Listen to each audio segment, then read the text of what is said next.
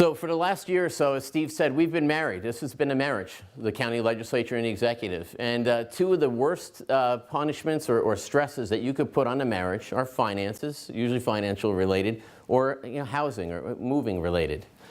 And what you've seen with the county this year is you see the same plan that was started a month before I took office, move forward throughout 2014, moving forward to where we are today. So at least one of those issues seems to be moving forward and moving away from our table so we can get to other important news. So let's start with some of the main things that we have to do as county government for you, the public. Economic development. When I became county executive, I pledged that economic development would not be pushed off to other staff. I would meet and I would work on this head on. I would be part of the table. I would be sitting at the table. I would be taking the leadership role with my partners in economic development, the IDA, and the Orange County Partnership. So before I go any further, I'd like to mention two people that are part of our economic team. Number one is Maureen Hallahan. Maureen is the executive director of the Orange County Partnership. We are really the face of economic development. Another organization that we work very close with is Lincione. Here's Maureen right here. Maureen, please stand so everybody knows you. I saw your staff and I got lost for a minute. The next one is Lincione, who's the president of the Chamber of Commerce, the new head. Lynn, please stand up. She's brand new. She's got less time under her belt than I do, and we all work very close together with the business community moving things forward. So let's talk about some of the things happening in Orange County in economic development. Here is Maureen and I with the Takasago Company. These guys opened their doors in June of last year in Harriman, in an empty building, used to be former Manhattan Beer Distributors building. They are $21 million investment, 100 people pretty much working, more to come, positive things happening down there.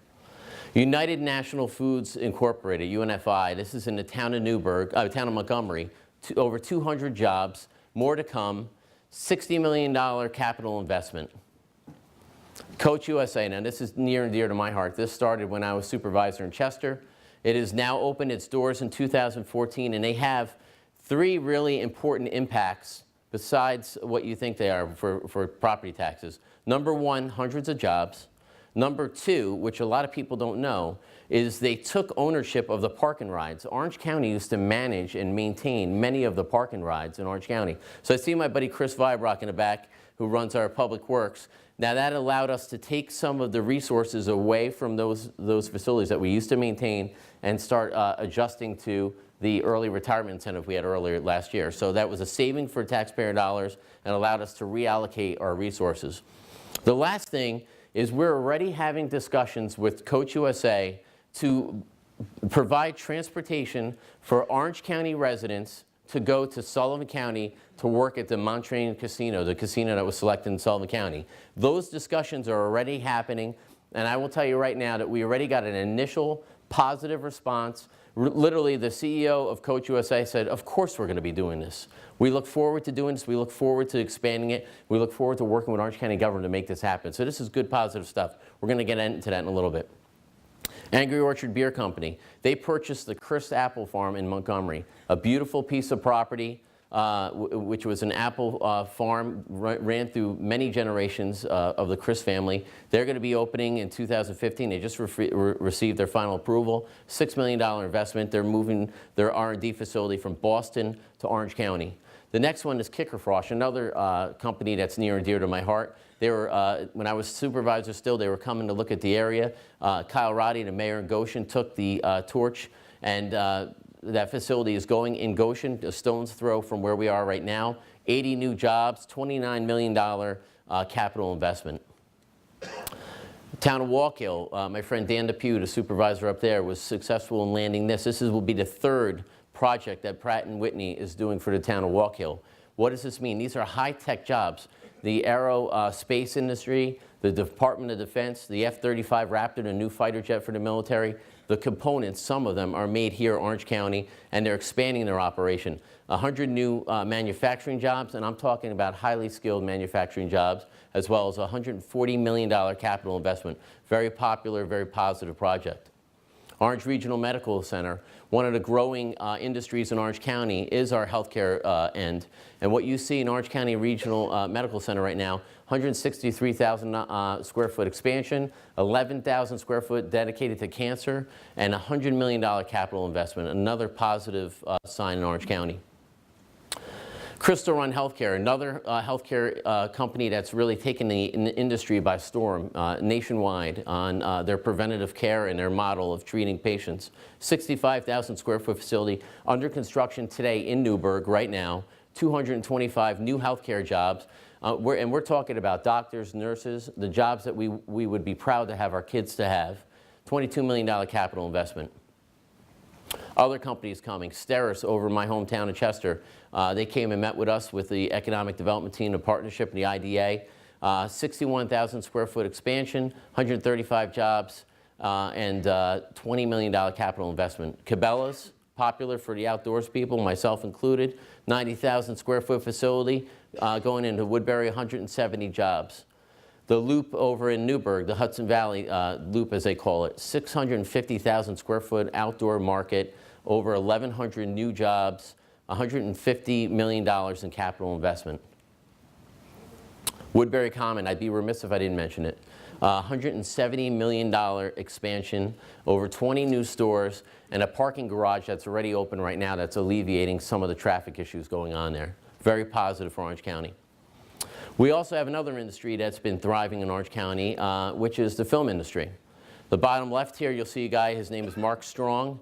He was one of the leads in the movie Zero Dark 30. They shot a film here about a year ago in this facility. Over here you see Paul Savino from Goodfellas.